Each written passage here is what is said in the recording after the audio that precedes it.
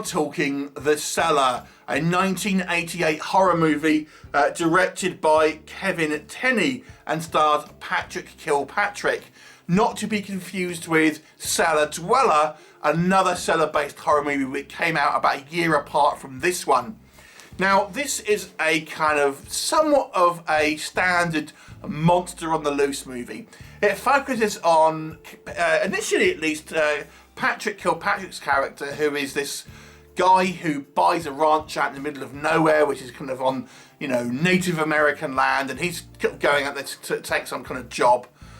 And, you know, he's kind of warned off initially by the kind of the locals, but he takes, you know, he has to buy this property for his job. And once he's kind of settled in, he has his son for the summer, as he's divorced from the mother, and, you know, the son's kind of visiting her over summer, this young boy. And then we kind of learn that there is this curse upon this land where the Native Americans in the past have kind of cobbled together this kind of creature to try and kill the invading white man, and it might well still be on the loose, in particular because the family, this new family, keep messing with all the kind of the talismans and things meant to protect them. Anyway, eventually it gets on the loose. What will happen? You have to watch the movie and find out. So, let's talk about what works. So, the interesting thing with this movie is it initially feels like that Patrick Kilpatrick's character is going to be the kind of the lead here. And although he is the kind of, I guess, the named talent, it actually switches up and becomes, the focus of the story becomes on his son, this child. So it's one of these movies, and there's a few of them in the 80s where the primary character, our POV character, is actually a child, but in a horror movie that's kind of played pretty straight. Which gives it this kind of like, almost like a horror movie made for kids, although it strictly speaking isn't.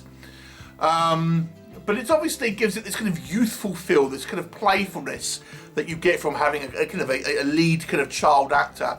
And one of the things I did enjoy about this movie is the fact that the young son, who I believe is probably about 12, something like that, is so kind of, they make him out to be a pretty smart cookie.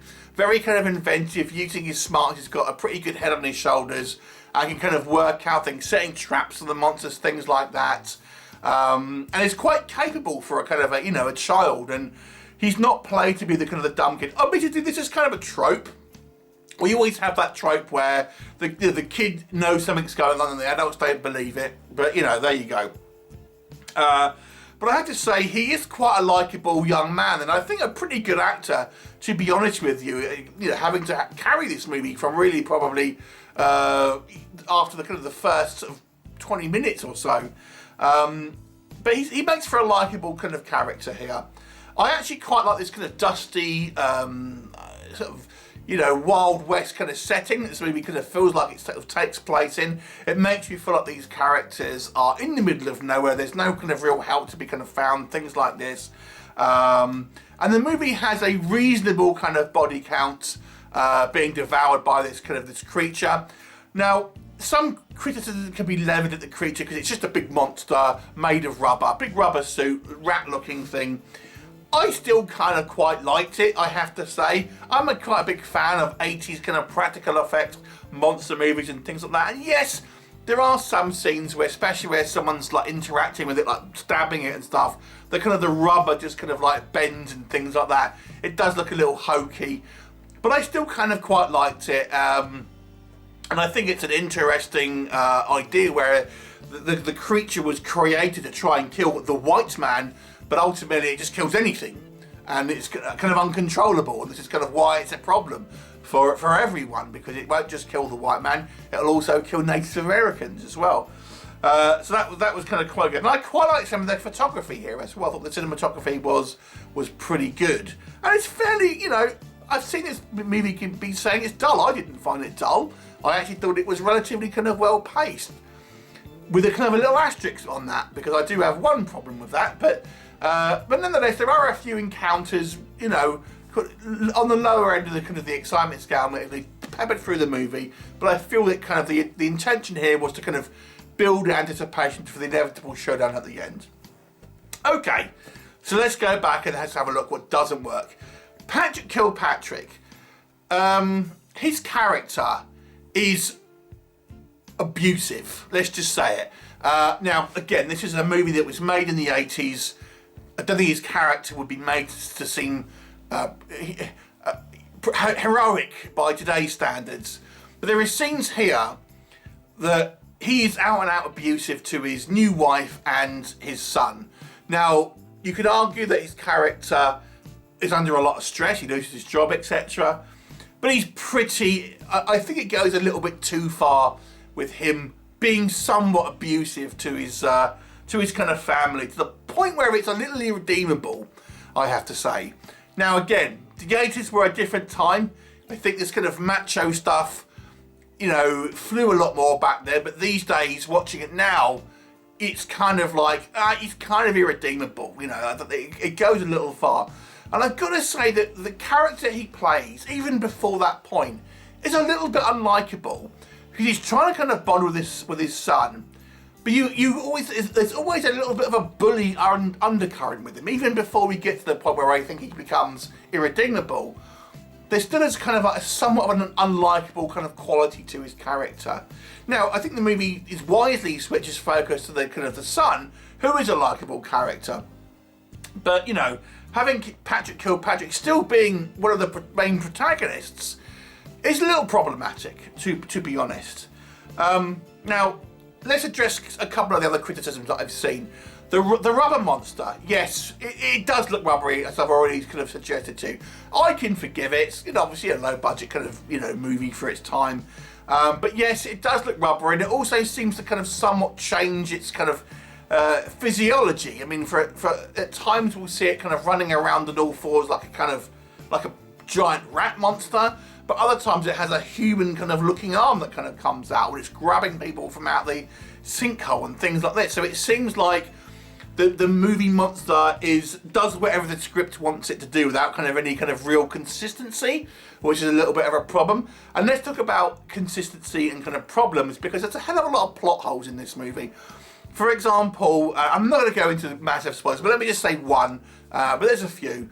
There's a young boy that kind of goes missing, and we see that he gets kind of sucked into this kind of pool where this creature is, and we learn that this pool gets drained and they're looking for the body, but they don't find anything. But there is a huge cave that leads to under the house, which surely should have been found. It doesn't make any sense why that wasn't mentioned. If they couldn't find the body, they should have been able to find this kind of like this big hole, and it's just silly. I mean, one other thing. When Kilpatrick buys this kind of house, he's like, the previous owner has tried to hide this door that leads down to the cellar, but he's just put a cabinet in front of it, and then, you know, very kind of loose against the wall, because there's like a massive skull on the door. Why not build over it? Why not fill it with concrete? Why not at least kind of like board it up and kind of like paper over it? It's just very, very silly 80s movie logic. You know, we just need it to be very marginally hidden so someone can easily just kind of discover it, and thus the story can take place.